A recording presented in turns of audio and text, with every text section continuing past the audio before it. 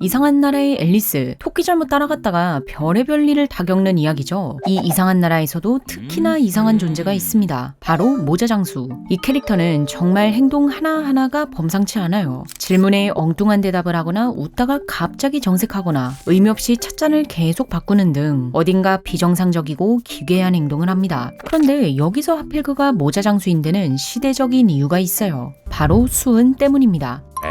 갑자기 수은이요? 17에서 19세기 유럽에는 양, 토끼, 비버와 같은 동물의 털을 압축해 만든 펠트 모자가 유행했어요. 그런데 이걸 만드는 게 꽤 까다로웠습니다. 털의 기름기나 케라틴 성분 때문에 단단하게 뭉치기가 어려웠거든요. 이를 해결하기 위해 모자 장수들은 기가 막힌 방법을 고안해냅니다. 털을 질산수은에 푹 절인 뒤 가열한 거예요. 덕분에 아주 촘촘한 펠트를 만들 수 있게 되었죠. 문제는 이 과정에서 수은이 증발한다는 겁니다. 수은은 증기 형태로 흡입했을 때 가장 치명적이거든요. 결국 작업자들은 독성기체를 고스란히 들이마시며 만성 수은 중독에 빠졌습니다. 신경계가 서서히 파괴되면서 성격과 행동 그리고 운동 기능이 무너졌죠. 말이 어눌해지더니 극단적인 감정 기복에 시달리며 심한 경우 망상과 환각까지 보았습니다. 이런 배경 때문에 당시 영국에서는 모자 장수처럼 미쳤다 라는 말까지 생겨났어요. 앨리스의 모자 장수 역시 이런 시대적 비극을 담고 있는 캐릭터인 겁니다. 수은은 이렇게 무서운 물질이지만 아이러니하게도 그 겉모습만큼은 참 아름답죠. 묵직한 금속이 물처럼 흐르니 과거 사람들에겐 마법의 물질처럼 보였을 겁니다. 그러고 보니 왜 수은은 액체예요? 수은은 유독 금속 결합이 약하거든요. 다른 금속들은 원자끼리 꽉 붙어 있는데 수은은 좀 가족끼리 너무 붙는 거 아니야? 하는 느낌입니다. 그래서 상온에서도 굳지 않고 액체로 남아있는 거죠. 하지만 얘도 금속은 금속인지라 다른 액체들에 비해서는 잘 뭉칩니다. 수은의 표면 장력은 물의 6배에서 7배 수준이거든요. 그래서 수은을 부으면 물처럼 촥 퍼지는 게 아니라 자기들끼리 똘똘 뭉쳐 방울방울 맺히는 겁니다. 바닥에 쏟아도 거의 스며들지 않고 그 위를 또르르 굴러다니죠. 그래서 수은이 유출됐을 땐 빗자루나 걸레로 쓸면 안 된다고 합니다. 그럴수록 구슬이 더 잘게 쪼개지는 대참사가 벌어지거든요. 또한 진공청소기는 수은을 공기 중으로 퍼뜨려버리니 절대 사용하면 안 되고요. 그럼 어떻게 처리해요? 두꺼운 종이 등으로 한 곳에 모은 뒤 스포이드로 빨아들이는 게 베스트라고 합니다. 눈에 안 보이는 잔여 구슬은 테이프로 찍어서 회수하고요. 누가 집에 스포이드를 두냐고. 그런데 사실 요즘은 수은을 보는 것 자체가 힘들어졌죠. 위험성이 알려진 뒤로 여기저기서 퇴출당했으니까요. 하지만 한때 수은은 우리 생활 곳곳에 너무나 자연스럽게 스며들어 있었습니다. 여러 수은 사랑단이 존재했지만 그 중에서도 가장 열렬한 팬은 진시황이었습니다. 이 사람은 무려 수은으로 된 강을 만들었다고 해요.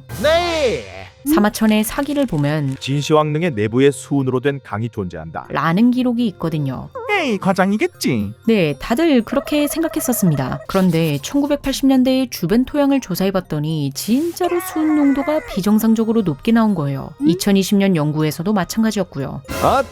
만약 진짜 수은강이 있다면 이거 완전 현실판 독던전이나 다름없잖아요. 그래서 학자들은 아직 발굴은 시기상조? 라며 조심스러워하는 중입니다. 아니 그런데 강을 왜 만든 거예요? 진시황하면 불로불사죠. 수은은 영생을 상징하는 물질이었기 때문입니다. 그런데 그 이유가 조금 예상 밖이에요. 당시 중국에서는 진사라고 불리는 붉은 암석이 채굴되었습니다. 그 성분은 황화수은이었죠. 이 붉은 돌을 뜨겁게 가열하면 은색으로 빛나는 액체 수은이 흘러나왔습니다. 여기까지만 해도 참 신비로운데 다시 유황을 섞어주면 처음에 붉은 황화수은으로 되돌아오기까지 했어요. 옛날 사람들은 이 모습을 보고 죽지 않고 영원히 순환하는 물질이야? 이라고 생각한 겁니다. 그래서 진사는 불로불사약의 핵심 재료로 사용되었고 진시황 역시 이 약을 먹었을 거라 추정되죠. 진시황이 말년에 성격이 괴팍해지고 피해망상에 시달리며 통치가 가혹해졌다고 하거든요. 이것 딱 앞에서 본 수은 중독 증상과 비슷하죠. 결국 그는 49살에 세상을 떠났습니다. 만약 수은을 먹지 않았다면 더욱 오래 살지 않았을까 싶기도 하네요. 역시 욕심은 금물이구먼. 그런데 동양의 수은 열풍은 서양에 비하면 아무것도 아니었습니다. 여기는 그야말로 아이돌급의 인기였거든요. 동양과 마찬가지로 제약 분야에서도 크게 활약했는데 대표적인 게 17에서 19세기에 쓰인 블루메스입니다. 순수 액체 수은에 감촉뿌리, 장미수, 꿀 등을 넣어 만든 약이에요. 이때 수은이 장에 잘 흡수될 수 있도록 액체 구슬을 최대한 두들겨 작게 만들었다고 합니다.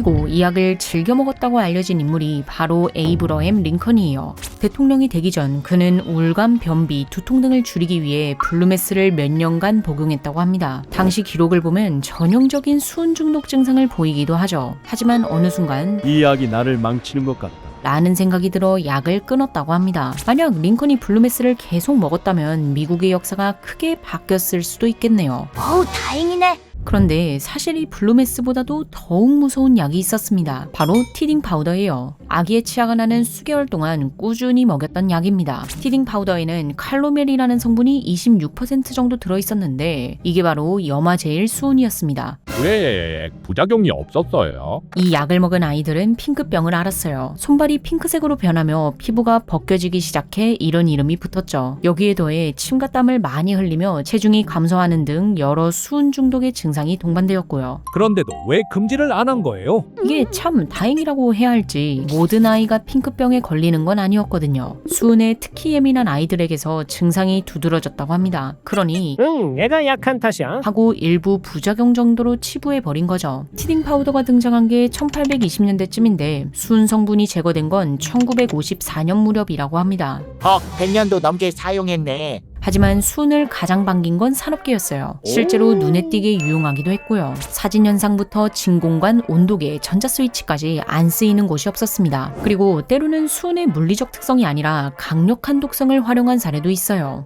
뱃사람들에게 가장 골칫거리는 바로 따개비죠. 얘네들이 아래쪽에 달라붙으면 마찰이 심해져 속도가 느려지고 연료도 훨씬 많이 들거든요. 그래서 수은을 섞은 도료를 배 밑바닥에 발라버린 겁니다. 효과는 좋았을 수밖에 없겠죠. 물론 당연히 지금은 전 세계적으로 금지되었지만요. 그럼 다른 분야에서도 수은이 완전 금지됐어요? 아니요, 수은의 특성은 워낙에 독특해서 일부 특수 목적의 조명이나 금채굴, 치과에서 쓰는 아말감, 그리고 우주를 보는 망원경 등에는 여전히 쓰이고 있습니다. 땡! 망원경은 수은이 어디에 들어가요? 우주의 먼 곳까지 보기 위해선 아주 거대하고 정밀한 망원경 거울이 필요해요. 그런데 유리 거울을 크게 깎는 건 비용도 많이 들고 기술적으로도 너무 어렵거든요. 이때 과학자들은 기발한 아이디어를 냅니다. 액체를 일정한 속도로 회전시키면 원심력 때문에 바깥쪽으로 곡률이 형성되잖아요. 마찬가지로 수은을 쏠리게 해서 천연 거울을 만든 겁니다. 그렇게 액체 거울 망원경이 탄생하게 된 거죠. 오, 신기하네. 하지만 이런 수은이 절대 만나면 안 되는 것이 있습니다. 바로 항공기예요. 수은은 알루미늄의 천적이거든요. 여기 알루미늄에 수은을 떨어뜨리잖아요. 그럼 이렇게 이상한 기둥을 만들어내며 폭주하게 됩니다. 으에, 이게 뭐야? 알루미늄의 표면에는 아주 얇고 단단한 산화막이 존재하는데 이게 부식을 막아줍니다. 그런데 수은은 이 산화막을 깨트려 버리거든요. 동시에 아말감을 형성하며 보호막이 만들어지는 걸 방해합니다. 그 결과 이렇게 하얀 기둥이 계속 뿜어져 나오고 동시에 알루미늄은 약해질 대로 약해져 쉽게 부셔지는 거예요. 그래서 항공정비 지침에는 수은을 최고 위험 물질. 로 규정하고 있죠. 자, 오늘은 신비하고도 무서운 금속 수은에 대해 알아봤습니다. 매번 이렇게 역사를 살펴볼 때마다 느끼는 거지만 옛날 사람들의 강인함은 정말 놀랍기 그지없네요. 살아남았다는 건 강하다는 것. 그럼 지금까지 몽구였습니다. 시청해주셔서 감사합니다.